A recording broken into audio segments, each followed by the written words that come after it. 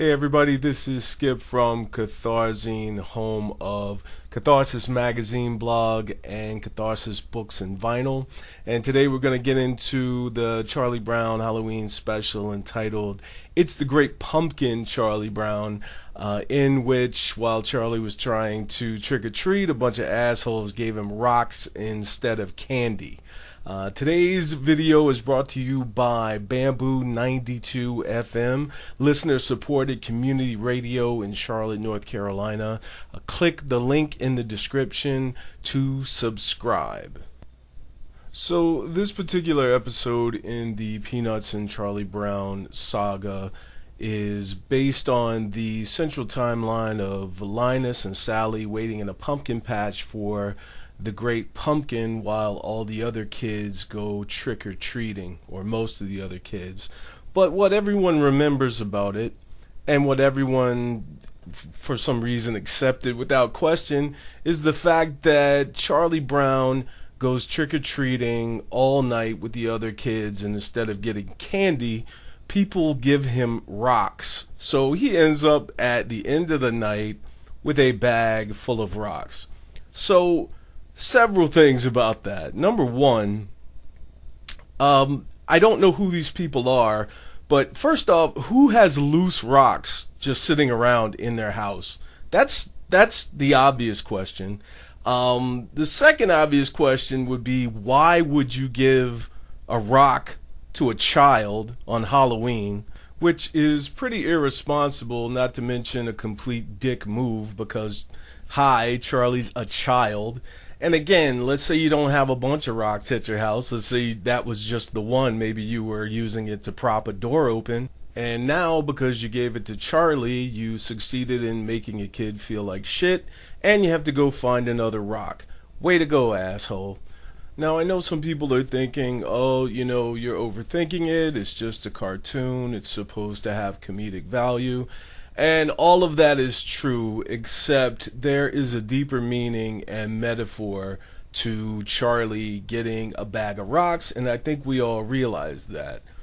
So for now, let's look past the obviously shitty act of giving rocks to children, and let's focus on the apparent motive for doing so, which is Charlie's costume, which he made himself, by the way, is mowed down and tore up because he cut a bunch of holes in it because he's not good with scissors. Here's a news flash. Children aren't supposed to be good with scissors. That's why the scissors we give them are so dull. If you know a child who is great using scissors, they are either a design prodigy or a budding psychopath. Charlie did the best he could under the circumstances. Yes, his costume was mank and busted, but who the hell are you to judge what people's costumes look like? No one else's costumes seem to be particularly creative or inventive, but they got candy instead of rocks. All Lucy did was put on a mask and a hat, and she was the one talking the most shit. Look at Pigpen. He's filthy, and he got candy.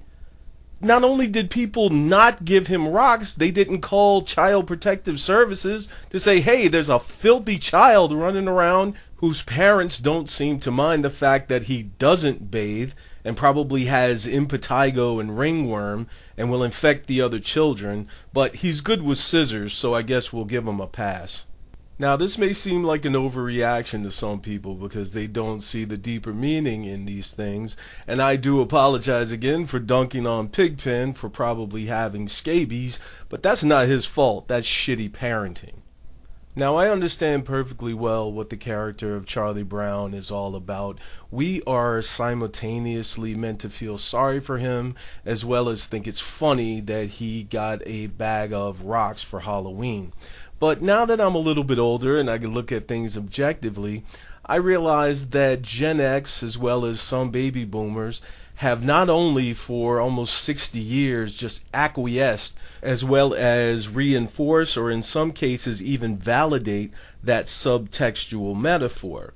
So when I look at the cartoon today, I get frustrated because I'm thinking to myself, why does Charlie always take this shit lying down?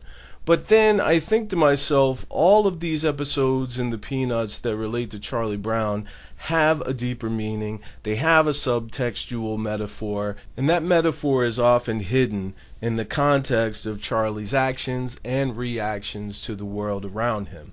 But the rock metaphor is basically this: it's conformity. Charlie is given rocks instead of candy, either because his costume is seen as either substandard, or it's unique, or it's different, and in truth, it's all those things. The other children's costumes were all basic and average and mediocre, and they were rewarded with a treat. So not only did Charlie not get a treat, he didn't even get anything edible. I mean, think about the things they could have given Charlie. They could have given him fruit or canned goods or just stuff around the house they didn't want. No, it took effort to give him a rock. They intentionally wanted him to have a rock, and it was because Charlie's costume was different. We're being told on an unconscious level, both as adults and children, that if we are below average for whatever reason, or seen as too unique, or too original, or too individualistic, that we're going to have to deal with getting rocks from assholes pretty much all our lives. Much more so than someone whose intent is to be as average as possible, which is most people. So we therefore have to develop a stronger character, which Charlie does. Think about all the adventures and shenanigans that Charlie got into as a child.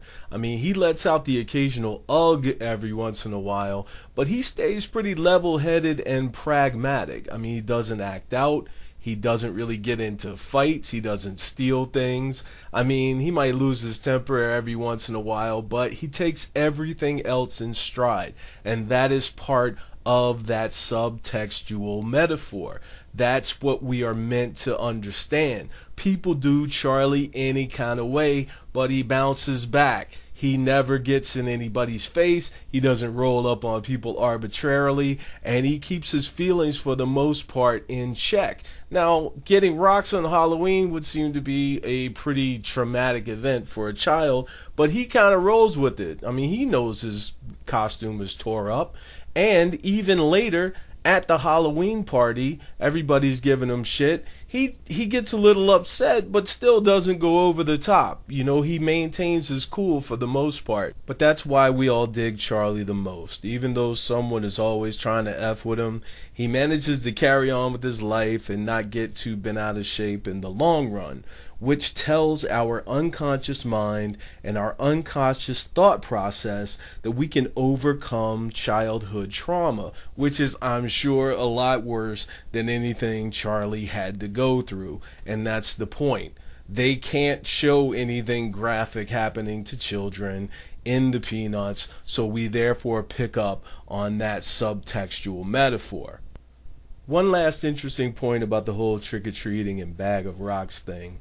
If you notice, Franklin was not with them at all during the time they were trick-or-treating, because I almost guarantee you that Franklin would have talked Charlie into going back and whooping somebody's ass for giving him all them damn rocks, because him and Charlie was boys. He ain't gonna let nothing happen to him. Now, he would have also been honest with Charlie and said, look here, man, your costume is tore up. I mean, them shits look like you might have mental problems or something. I'm really surprised somebody would hand you something that you could obviously use as a weapon. To be honest, I mean, you'd almost be better off just wearing street clothes about this joint. I mean, at least that way somebody might give you a sandwich or a bottle of pop or an old broken toy that their kids don't want. I mean, anything's better than a rock, but, you know, I got your back. You know, I'm your boy. But it's effed up that people are giving you rocks. See, I think that's why they didn't invite Franklin to a lot of things, because they knew he would have Charlie Brown's back. And it makes everybody feel better to dump on Charlie. And they didn't want nobody on his side. That's why you hardly saw Franklin. Dig it. Science. Thank you for watching my latest video. Please subscribe to the Catharzine YouTube channel, as well as visit catharzine.com to read all the articles and watch all the videos that were banned from YouTube for one reason or another. Thank you again to our sponsor, Bamboo 92, listener-supported community radio, home of the world-famous Soundboy Show and the Weekly Worldview, among many other podcasts. Until next time, take it easy, fam, and I will catch y'all on the flip.